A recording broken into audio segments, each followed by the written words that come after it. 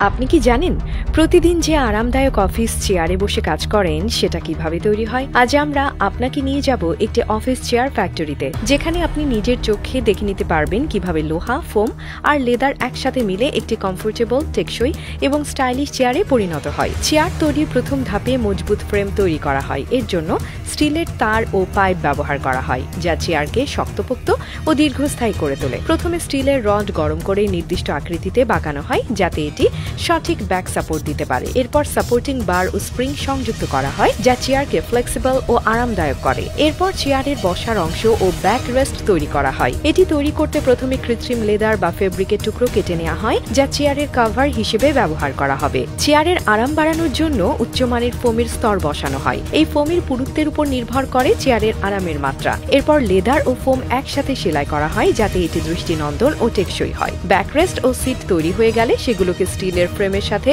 জোড়া দেওয়া হয়। এবার আসে চেয়ারের মেকানিজম সেটআপ। চেয়ারকে উচ্চতা নিয়ন্ত্রণের সুবিধা দেওয়ার জন্য এতে হাইড্রোলিক সিলিন্ডার সংযুক্ত করা হয়। এরপর লোহার বেস সেট করা হয়, যার উপরে চেয়ারের চাকাগুলো বসানো হয়, যা চেয়ারকে মসৃণভাবে চলাচল করতে সাহায্য করে। সবশেষে চেয়ারের আর্মরেস্টে সংযোজন করা হয়, যা দীর্ঘ সময় বসে কাজ করার সময় আরাম দেয়। এরপর প্রতিটি চেয়ারকে গুণগত মান পরীক্ষার মধ্য দিয়ে যেতে হয়, যেখানে উচ্চতা নিয়ন্ত্রণ ঠিকঠাক কাজ করছে কিনা তা চেক করা হয়, চেয়ারের চাকাগুলো ঠিকভাবে ঘুরছে কিনা তা পরীক্ষা করা হয়, ব্যাকরেস্ট যথেষ্ট শক্তিশালী কিনা সেটিও যাচাই করা হয়। যেসব চেয়ার এই পরীক্ষায় পাশ করে সেগুলো প্যাকেজিং করে বাজারে পাঠানো হয়। এরপর আমরা দোকান থেকে কিনে নেই আরামের চেয়ার, যাতে বসে দীর্ঘক্ষণ কাজ করাও সহজ হয়ে যায়। এইভাবে সাধারণ কিছু উপকরণ মিলে তৈরি হয় আধুনিক অফিস চেয়ার, যা আমাদের কাজের অভিজ্ঞতাকে আরো আরামদায়ক করে তোলে।